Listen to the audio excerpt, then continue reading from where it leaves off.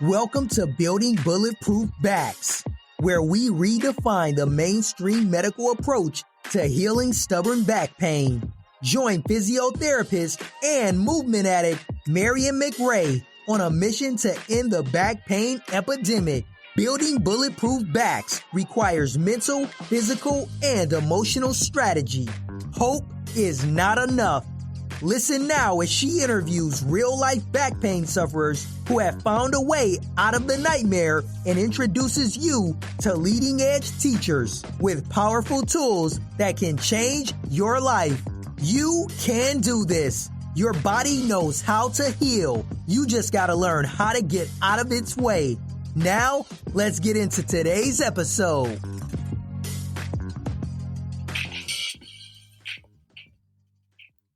Alexa, welcome to episode 2. Hey. You are one of the... Hello. This is exciting. It is. And you are one of those leading ed teachers that I refer to in the intro. So would you be so kind as to introduce yourself to the listeners? I am absolutely delighted to be here as one of the leading edge teachers. Yes, of course. So as you probably can hear, I'm German. My name is Alexa Nehter, and I was born in the north of Germany. And I studied physical education and biology before moving to Australia 13 years ago. And for the first 5-6 years here in Oz, I worked as a high school teacher and taught yoga at night. And then in 2012-13, I dove full-time into the body work and movement world. And since then I never looked back. And so now I'm a body worker. I practice structure integration and teach movement. And I also am an educator for 2 schools. And this is Anatomy Trains. You may have heard of them. And a Swiss-based movement school. It's called Art of Motion. And I teach physical therapists like osteopaths, physiotherapists, massage therapists, and also movers like Pilates and yoga teachers. Yeah, from all walks of therapy in fascial manual therapy and fascial movement. Wow, that's why you're so good, because you know so much. Who knows? I don't know. Yeah, I love it. I mean, all of that background is part of why I wanted to have a chat with you today. And I'm going to kick straight off because the intention of this podcast is to provide people with stubborn back pain with some ideas, some inspiration, some tools. So let me first ask you, when I say a bulletproof back, what comes to mind for you? Bulletproof back. Of course, I'm thinking of a vest first, but then in its metaphorical meaning, I'm definitely thinking of a responsive body that is a responsiveness that's consisted of self-awareness and self-compassion and having a tool set for yourself. So self-awareness of what is going on in your body and accepting that and taking it as it is rather than having a negative internal dialogue about it and having then the tools to help yourself. That's for me a bulletproof back. Ah, beautiful. Because I think most people would think about an athlete with a 6-pack of abdominals. And like you and I both know, there's plenty of those out there in back pain. So, having a bulletproof back, I agreed, is requires more than just a physical alignment of structure. There's certainly other things that need to fall into alignment for people to have the bulletproofness about them. That's right. So tell me, how do you go about treating people in back pain? So it sounds, it's a holistic approach. And that holistic approach is very detailed in its holism. So I look definitely at, I first of all, I say to my clients, I won't fix them if they have any kind of pain, but I rather facilitate their self-healing. And in that, I'm very clear with them. So I give their bodies and their brains an input that helps them on the way to self-regulation and self-healing. And that would be, for example, self-awareness, movement awareness, and also self-awareness in terms of what is happening in their mind and their reaction to their internal world, because that influences the body as well. The breath, for sure, and movement education. So, yeah, certain movements that are necessary. Definitely fundamental mobility exercises that are very helpful. Okay. And you mentioned in your intro structural integration. Tell us a bit more about what that is. Yeah, so structural integration is not very known yet. No. Which is a shame, because it's such good stuff. Sell it to us. Yeah, you had a couple of sessions, or more than two,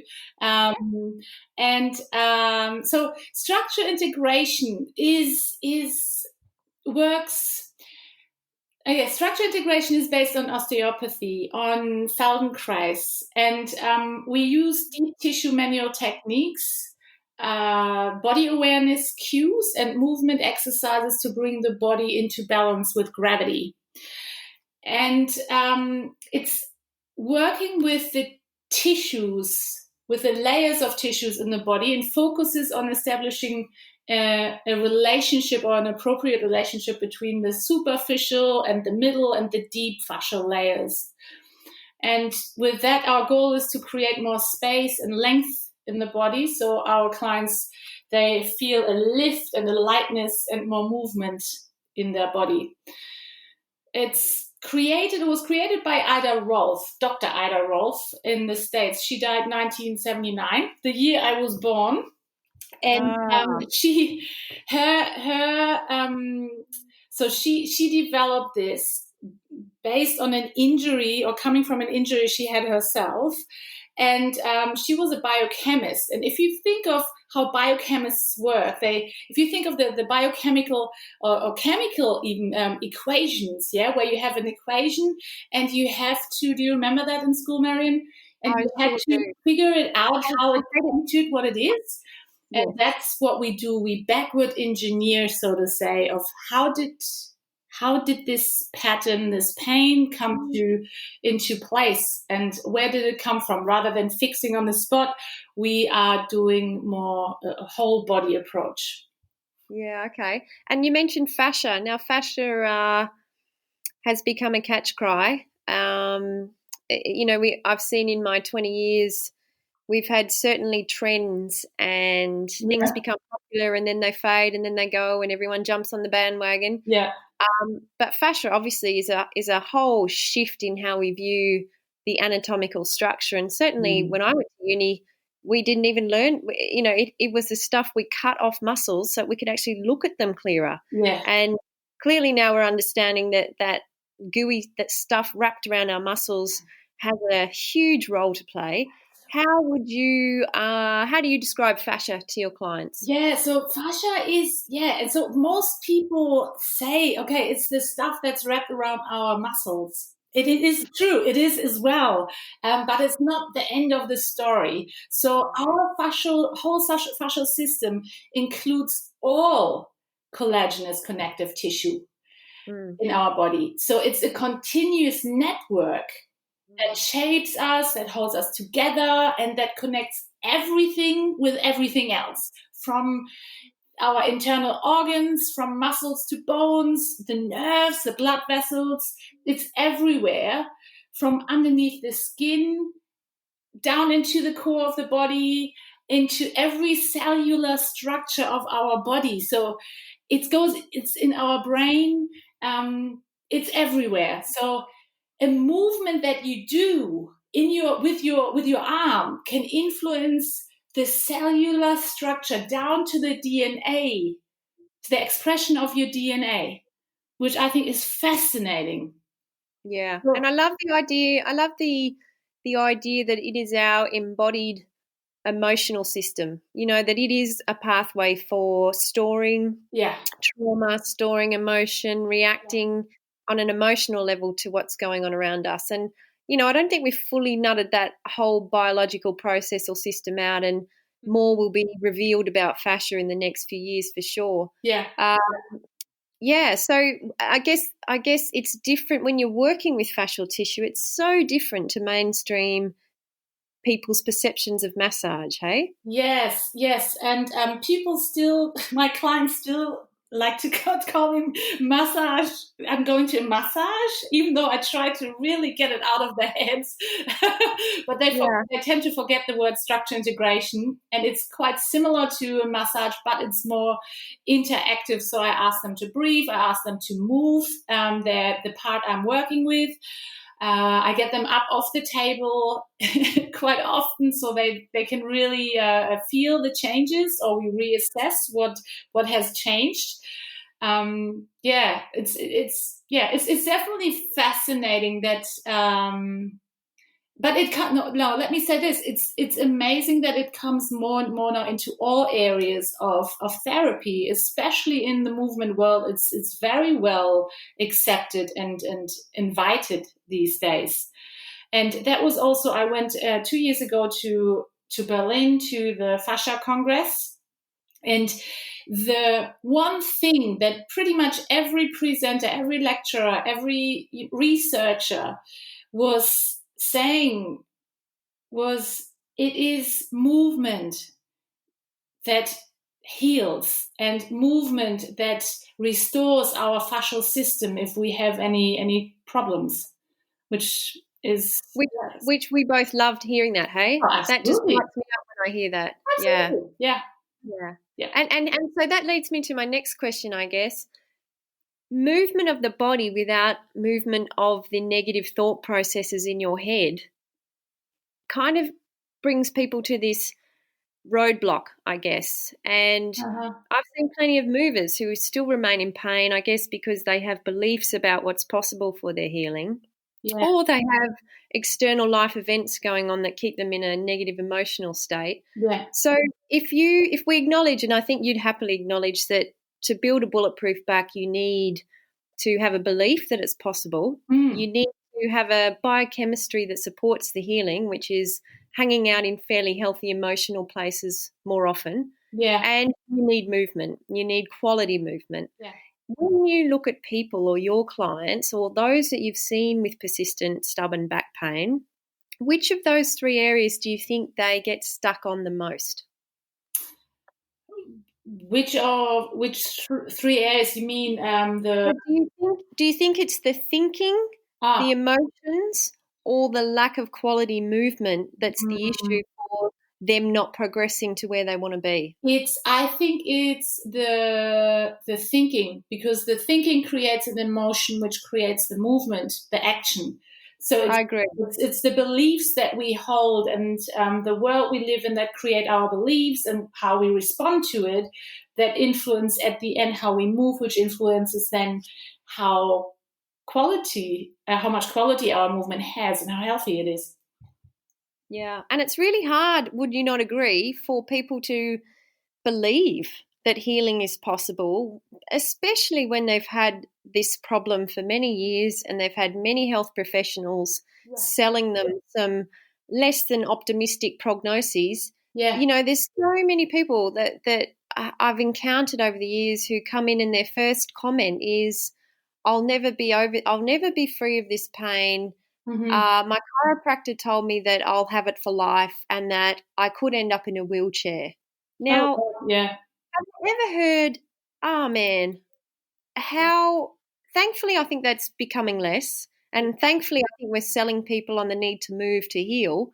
But still, there's so much limiting beliefs around there from historical thinking, but also I guess still there's many practitioners still fairly pessimistic themselves about what's possible for back pain. Yes. Yeah. And it's our health system that is providing that, isn't it? It's the belief system in our society that we have a health system that fixes Is that mine? Is that yours? Oh, here. Let's have a quick check. It's not. No, that was mine. Carry on.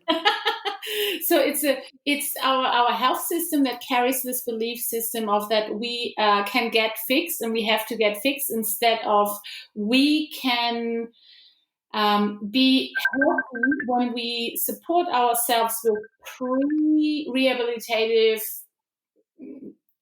decisions in life, with healthy decisions in life that are part of our body, of our lives, our everyday lives, like brushing our teeth. Yeah. Yeah.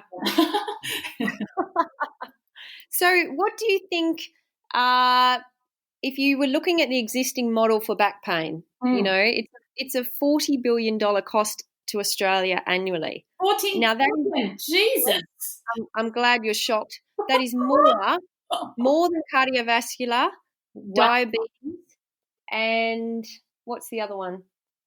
Combined. It's a huge cost. Yeah. And I think it's such a big cost because of our ineffective model of treating it. Yeah. So if you could, how would you like to see it evolve? What would you do to change the system? Yeah, so what we see now these days, I think, is also that there's not much time, that therapists don't have much time. My sessions are 90 minutes with a client per session. And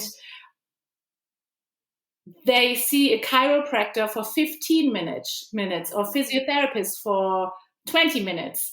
And you often also see, which I think is not enough, which is actually also very frustrating, because there's no time to talk. There's no time to see how much the stresses in their life affects their health, what they're eating, and how is this all affecting their whole system or their pain. And I think if you want to help clients in a way that is effective, you need the time. You need the time to teach them to self-appreciate themselves, to build the movement awareness as well. So that's one thing. And what I also see often is that physical therapists or any type of therapist often use the same tools. So you see a chiropractor using, or I'm not going off on the chiropractor, I think we have, especially in Mara River, I think we've got a couple of very good chiropractors. Nice cover. Yeah, no, for sure. But I think they often use the same tools, which is very, very frustrating. The same tools for people, instead of taking their time to really get to the source of the issue and starting from there. They do a quick fix. People have an instant relief that may not last that long, and I think that's not the right approach. So, yeah, that's and what I love to. I would agree with you. Sorry, you go. No, that's it.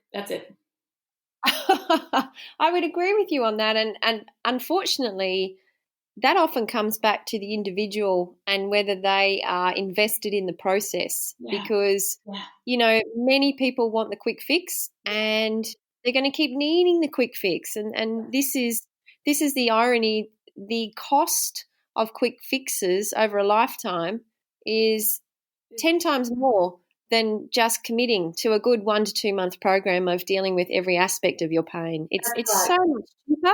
It's so much more effective, but it does require people to step up and take responsibility for their own health. And that's quite a scary concept for a lot of people. Yes, definitely. And I think we need to appreciate that people need an instant relief if they are in acute pain. But then not walking away and thinking, oh, this is it. That's the problem that we have to, or that's the issue that we have to address with our clients, that they see, okay, we need more than this 2-3 or sessions. Let's really do a proper rehaul of your lifestyle and your movement habits, and make this to a lifelong project that I can facilitate you with for the next couple of months, 3 months, 4 months, and then you can walk yourself, and I see you then once a year. Yeah, I think there's an argument for an intensive period. Yeah. But then there should be a noticing of effectiveness where people become empowered, that they have the tools themselves and they're no longer reliant on a therapist That's right. until That's the odd life event that may throw them backwards. You know, we all get injured from time to time, no matter how resilient our bodies are, and we need therapists from time to time. But if you are constantly relying on a therapist to keep your body propped and moving, I think there's a real issue in that. Yeah, so we're giving a hard time to our clients now, or to the main population. Like, guys, listen to this. We are not talking negative about you, but maybe about the attitude in our society, and it's just with the heart of wanting to help you. Of course. Yeah, but I don't mind, actually. Yeah. Sometimes I'm quite happy to have the frank and honest conversations with people about their role in their own healing, and personal responsibility is a huge thing to. It's empowering when you embrace it. I understand why people maybe don't have it. I think we have created a model that disempowers people, and they've been trained to seek opinions outside of their own internal guidance and to follow those opinions, often when they are in direct conflict with anything they may feel is right for themselves. And so I think that, you know, personal responsibility is empowering, perhaps a little bit confronting initially. Yes, yeah, that's true. But if you're introduced to a big picture, I think then it's less intimidating as well. Yeah. So, given our current climate, I mean, we've all ended up having to self-isolate, particularly where we are, well, everywhere, I guess, around the world. And the whole mode of, you know, going to a therapist for relief for your back pain has altered, if not for the next 6 months, perhaps indefinitely. So, given, you know, you have the opportunity to speak to someone right now in back pain who's had it and they've got this time on their hands all of a sudden, they're sitting at home. What would be your top 3 tips for them during this time of chaos on the outside, where they maybe now have time and space to look at some deeper problems in their body? Yeah, it's a time of scarcity, but also opportunity, isn't it? It's a time of withdrawal, and it's like sitting in the eye of a tornado. We are sitting in the eye of a tornado. It becomes quiet, and we have time to think about ourselves. It's a great opportunity, and I think one thing we could do, I think is the best that people can do, is love yourself. Love yourself. When you love yourself, you begin to take care of yourself. You begin to listen to yourself. If you have troubles to listen to yourself, you start making an effort to learn how to listen better. And with listening, I mean listening into yourself, listening interoceptively and proprioceptively. So interoceptive means it's a lesser known sense that we have, but it helps. So you learn to express or to see what's going on inside yourself. So people who struggle with the interoceptive sense may have troubles with knowing when they feel hungry or feel cold or full or thirsty, and having trouble with this inner sense of self-regulation is having and say it again, having trouble with this sense can make your self-regulation a challenge. That's interoception. So how you feel. Yes, it's a part of the brain, hey, that you either have a pathway to or not. Your insular cortex is That's right. where all the interoception goes down. And exactly. And this is where it starts. So love yourself, listen to yourself interoceptively, listen to yourself proprioceptively. So that's your awareness, how to align the body and how to move in a well-orchestrated manner.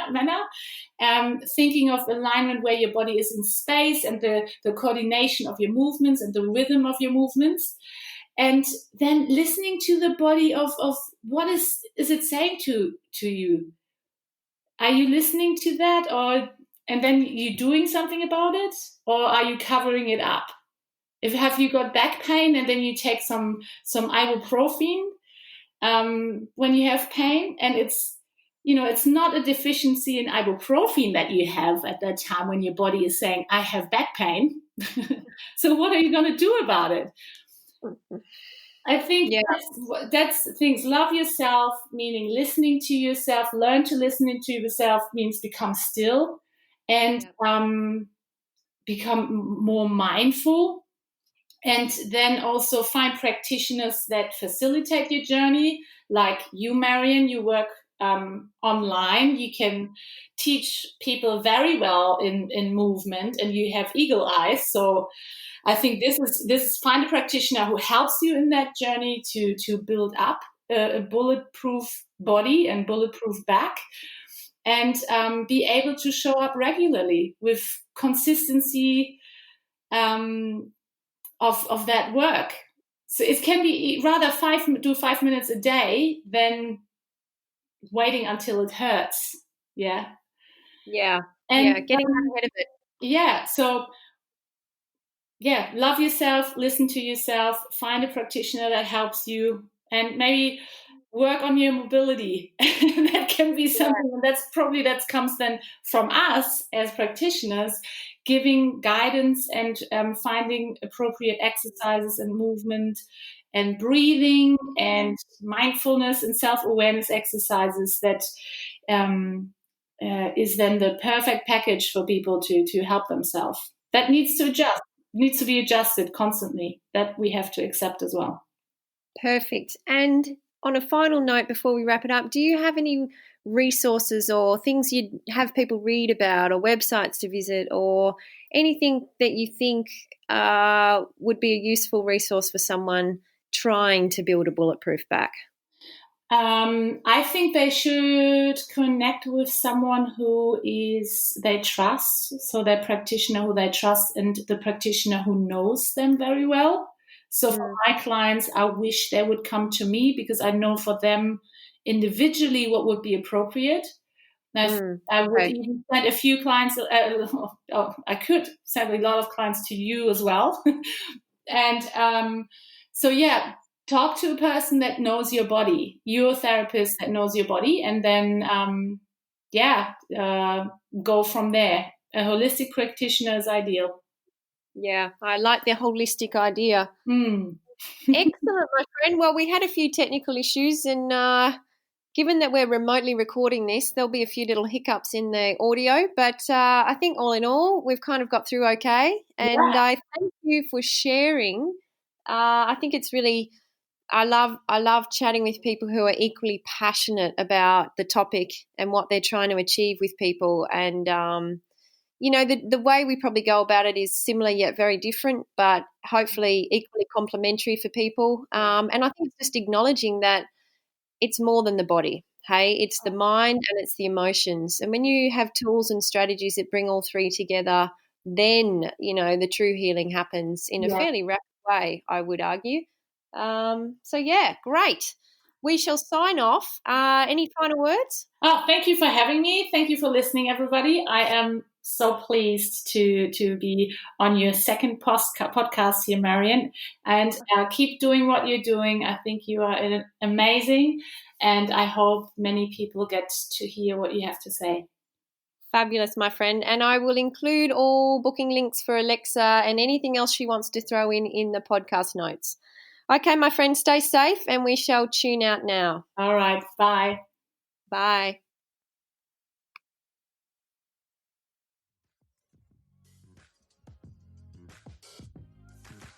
Thanks for listening to Building Bulletproof Backs. To learn more about Marion's unique 8-week Building a Bulletproof Back online course, visit the link in the show notes. You will receive a step-by-step system providing mental, physical, and emotional strategies for smashing your back pain to the curb.